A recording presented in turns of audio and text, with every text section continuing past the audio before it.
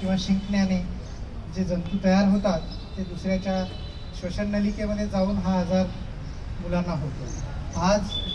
उद्या जागतिक क्षयरोग दिन आहे, पण उद्या सुट्टी येत आहे रविवार, म्हणून आपण हा आज कार्यक्रम घेतलेला आहे।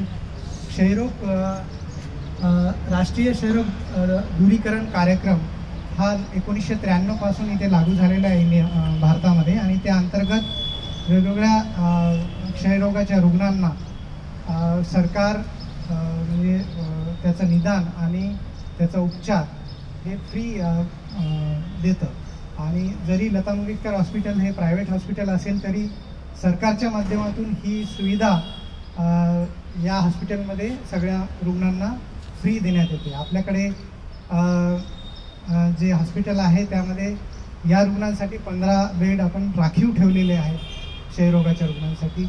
त्याच्यामध्ये ॲडव्हान्स TB जो असतो, ज्याला आम्ही MDR TB म्हणतो, त्या रुग्णांसाठी पण आपल्याकडे बेड आहेत आणि तशी पूर्ण प्रकारची सुविधा त्या हॉस्पिटलमध्ये आपल्याकडे आहे।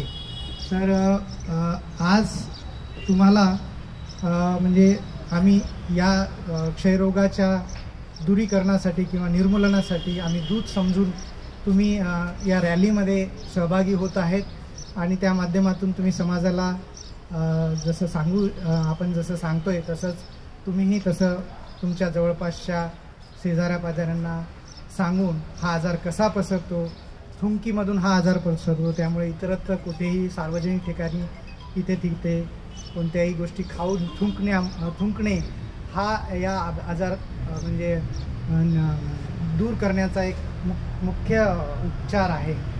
उपचार म्हणजे त्याला आपण आजार झाल्यानंतर जसं उपचार घ्यावा लागतो, तर आजार न होता आपण याला नियंत्रण करू शकतो।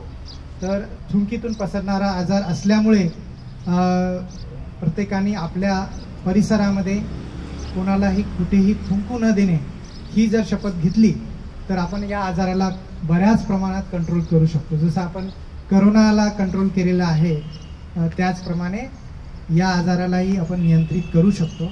तर एवढे बोलून मी माझे 2 शब्द संपवतो। मी जिल्हा परिषद उच्च प्राथमिक शाळा भीमनगर यांच्या सर्व शिक्षक आणि मुख्याध्यापक यांचे मी आभार मानतो आणि आम्हाला या कार्यक्रमात सहभागी करून घेतल्याबद्दल धन्यवाद।